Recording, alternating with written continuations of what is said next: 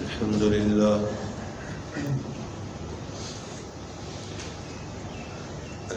لله نحمده ونستعينه ونستغفره ونؤمن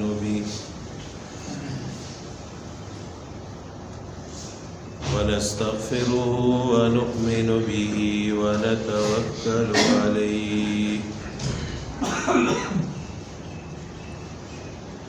ونعوذ بالله من شرور أنفسنا ومن سيئات أعمالنا من يهده الله فلا مضل له ومن يضلله فلا هادي له ونشهد أن لا إله إلا الله وحده لا شريك له ونشهد أن سيدنا وحبيبنا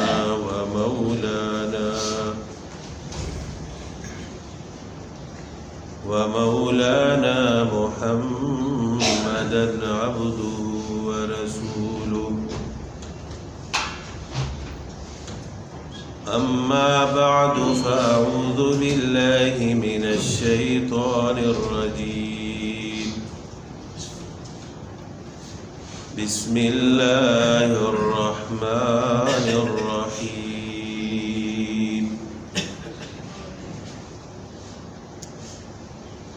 سبحان الذي أسرى بعبده ليلا من المسجد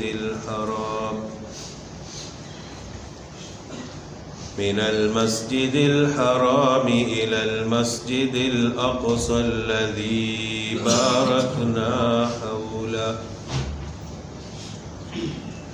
باركنا حوله لنريه من آياتنا إنه هو السميع البصير صدق الله العظيم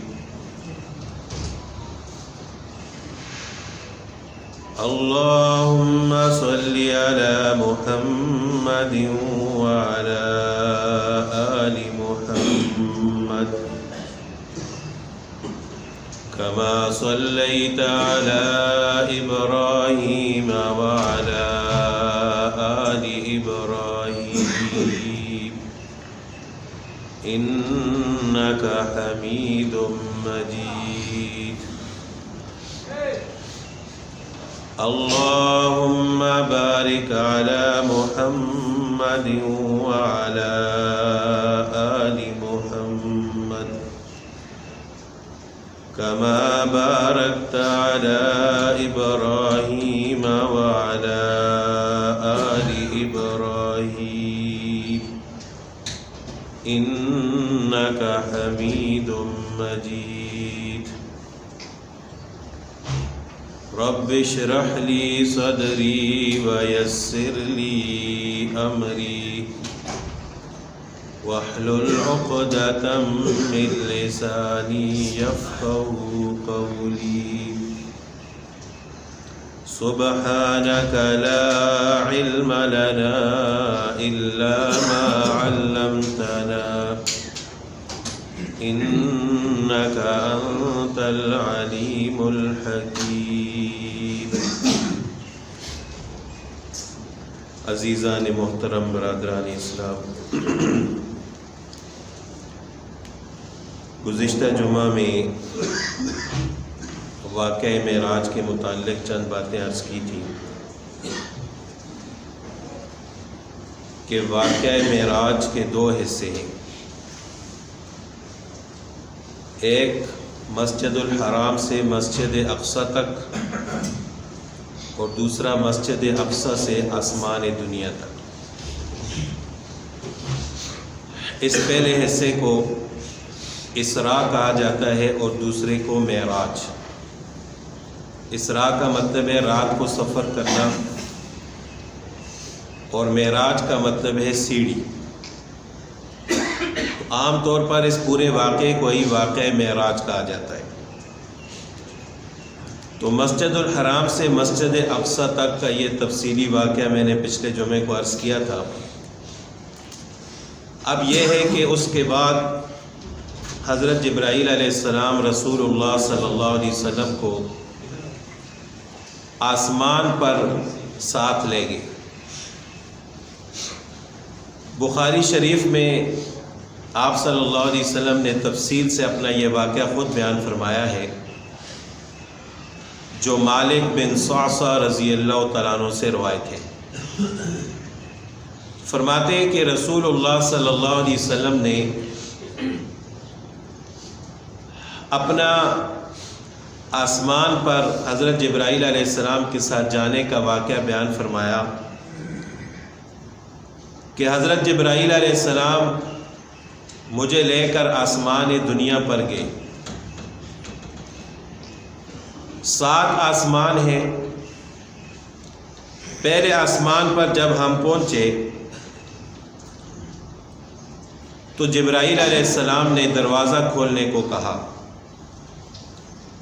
تو ہر آسمان پر ایک فرشتہ ہر دروازے پر کھڑا ہے، جس کو دربان کہا جاتا ہے۔ اس دربان سے پوچھا کہ کون؟ جبرائیل علیہ السلام نے فرمایا کہ میں جبرائیل۔ پھر اس نے پوچھا کہ آپ کے ساتھ کون ہے؟ جبرائیل علیہ السلام نے فرمایا کہ میرے ساتھ محمد الرسول اللہ صلی اللہ علیہ وسلم۔ پھر اس دربان فرشتے نے کہا کہ کیا ان کو بلایا گیا ہے، اللہ تعالیٰ کی طرف سے دعوت دی گئی ہے؟ تو جبرائیل علیہ السلام نے فرمایا کہ ہاں بالکل ان کو بلایا گیا ہے۔ تو انہوں نے اندر جانے کی اجازت دی۔ تو جبرائیل علیہ السلام نے مجھ سے فرمایا کہ سلام کرو۔ جب میں اندر گیا سلام کیا تو دیکھا کہ وہاں حضرت آدم علیہ السلام تھے پہلے آسمان پر۔ تو جبرائیل علیہ السلام نے مجھ سے فرمایا کہ یہ آپ کے باپ آدم ہیں، ان کو سلام کریں۔ میں نے سلام کیا، حضرت آدم علیہ السلام نے سلام کا جواب دیا، اور پھر فرمایا کہ نیک بیٹا نیک پیغمبر۔ اس کے بعد جبرائیل علیہ السلام مجھے دوسرے آسمان پر لے گئے۔ وہاں پر بھی اسی طرح دربان کے ساتھ گفتگو ہوئی، آپ کون ہیں، آپ کے ساتھ کون ہے۔ جب اندر جانے کی اجازت ملی تو جبرائیل علیہ السلام نے فرمایا کہ یہ اللہ تعالیٰ کے 2 پیغمبر حضرت یحییٰ علیہ السلام اور عیسیٰ علیہ السلام، ان کو سلام کریں۔ یہ دونوں ایک ہی آسمان یعنی دوسرے آسمان پر تھے، وہاں پر رسول اللہ صلی اللہ علیہ وسلم کے ساتھ ملاقات ہوئی۔ تو ان کو بھی آپ صلی اللہ علیہ وسلم نے سلام کیا، انہوں نے سلام کا جواب دیا۔ پھر فرمایا کہ نیک بھائی نیک پیغمبر۔ تیسرے آسمان پر جب تشریف لے گئے وہاں پر بھی دربان کے ساتھ یہی گفتگو ہوئی، آپ کون ہیں، آپ کے ساتھ کون ہے۔ تو جب اندر داخل ہوئے تو وہاں پر حضرت یوسف علیہ السلام کے ساتھ ملاقات ہوئی۔ تو یوسف علیہ السلام کے متعلق رسول اللہ صلی اللہ علیہ وسلم نے فرمایا کہ میں نے ان کو دیکھا، اللہ تعالیٰ نے ان کو آدھا حسن عطا فرمایا، یعنی پوری دنیا میں جتنا حسن اللہ تعالیٰ نے باقی چیزوں کو عطا فرمایا، اس پوری دنیا کا آدھا حسن اللہ تعالیٰ نے یوسف علیہ السلام کو عطا فرمایا۔ سبحان اللہ۔ ان کے ساتھ بھی ملاقات ہوئی، سلام کیا، سلام کا جواب دیا۔ پھر چوتھے آسمان پر جب تشریف لے گئے وہاں پر بھی دربان کے ساتھ یہی گفتگو ہوئی، آپ کیسے آئے، آپ کون ہیں، آپ کے ساتھ کون ہے۔ تو رسول اللہ صلی اللہ علیہ وسلم فرماتے ہیں کہ جب ہم اندر تشریف لے گئے تو وہاں پر ہماری ملاقات حضرت ادریس علیہ السلام سے، تو انہوں نے بھی رسول اللہ صلی اللہ علیہ وسلم کو دعا دی۔ اس کے بعد جب 5ویں آسمان پر گئے تو وہاں پر حضرت موسیٰ علیہ السلام کے بڑے بھائی حضرت ہارون علیہ السلام سے ملاقات ہوئی۔ ہارون علیہ السلام موسیٰ علیہ السلام سے عمر میں بڑے تھے، لیکن مرتبہ اور مقام میں چھوٹے تھے۔ عمر میں بڑے تھے، لیکن اللہ تعالیٰ نے ان کو رسول اللہ صلی اللہ علیہ وسلم کا نائب بنایا تھا۔ تو ان کے ساتھ ملاقات ہوئی، پھر چھٹے آسمان پر حضرت موسیٰ علیہ السلام کے ساتھ ملاقات ہوئی۔ تو رسول اللہ صلی اللہ علیہ وسلم فرماتے ہیں جب موسیٰ علیہ السلام کے ساتھ ملاقات ہوئی، ہم جانے لگے تو موسیٰ علیہ السلام رونے لگے۔ جبرائیل علیہ السلام نے رونے کی وجہ پوچھی تو موسیٰ علیہ السلام نے فرمایا کہ یہ لڑکا میرے بعد اللہ تعالیٰ اس کو پیغمبر بنا کر ان کو بھیجا ہے، لیکن ان کی امت میری امت کے مقابلے میں زیادہ جنت میں جائے،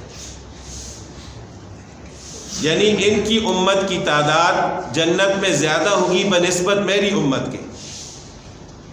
اور یہ رونا کوئی حسد کی وجہ سے نہیں تھا، بلکہ اپنی قوم کی بے وفائیوں کی وجہ سے کہ بنی اسرائیل نے حضرت موسیٰ علیہ السلام کی دعوت کو جھٹلایا، ٹھکرایا، تو اس کی وجہ سے وہ فرما رہے تھے کہ یہ بعد میں پیغمبر بن کر آئے، لیکن ان کی امت جنت میں زیادہ ہوگی۔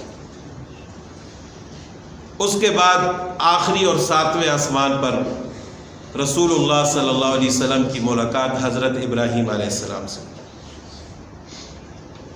تو ابراہیم علیہ السلام کے ساتھ بھی جبرائیل علیہ السلام نے تعارف فرمایا کہ یہ آپ کے جد امجد ہیں، چونکہ رسول اللہ صلی اللہ علیہ وسلم حضرت ابراہیم علیہ السلام کی اولاد میں سے تھے۔ تو ان کے ساتھ بھی ملاقات ہوئی، سلام کیا، سلام کا جواب دیا۔ تو ابراہیم علیہ السلام نے فرمایا کہ اے محمد صلی اللہ علیہ وسلم، اپنی امت کو میرا سلام کہنا، اور ان سے یہ فرمانا کہ جنت اللہ کی بہت وسیع ہے، لیکن وہ ایک چٹیل میدان ہے، اس میں کچھ اگانا ہے، اپنے لیے درخت اگانے، پھل اگانے ہیں، سبزیاں اگانی ہیں۔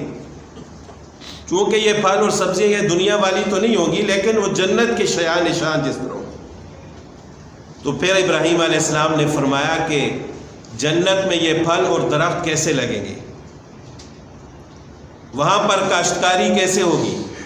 تو ابراہیم علیہ السلام نے فرمایا کہ جنت کی کاشتکاری ہے سبحان اللہ والحمد للہ ولا الہ الا اللہ واللہ اکبر، یعنی جو شخص کثرت سے ان کلمات کو پڑھے گا تو جنت میں اس کے لیے درخت اور باغات ہوں گے، ورنہ وہ چٹیل میدان ہے۔ اور ایک حدیث میں آپ صلی اللہ علیہ وسلم نے فرمایا کہ حضرت ابراہیم علیہ السلام نے فرمایا کہ جنت میں کاشتکاری ہے لا حول ولا قوت الا باللہ۔ تو یہ سارے کلمات وہ ہیں جو حضرت ابراہیم علیہ السلام نے معراج کے موقع پر رسول اللہ صلی اللہ علیہ وسلم کو سکھائے تھے کہ اپنی امت کو سلام کہیں اور ان کو یہ تاکید کریں کہ ان کلمات کو پڑھتے رہیں۔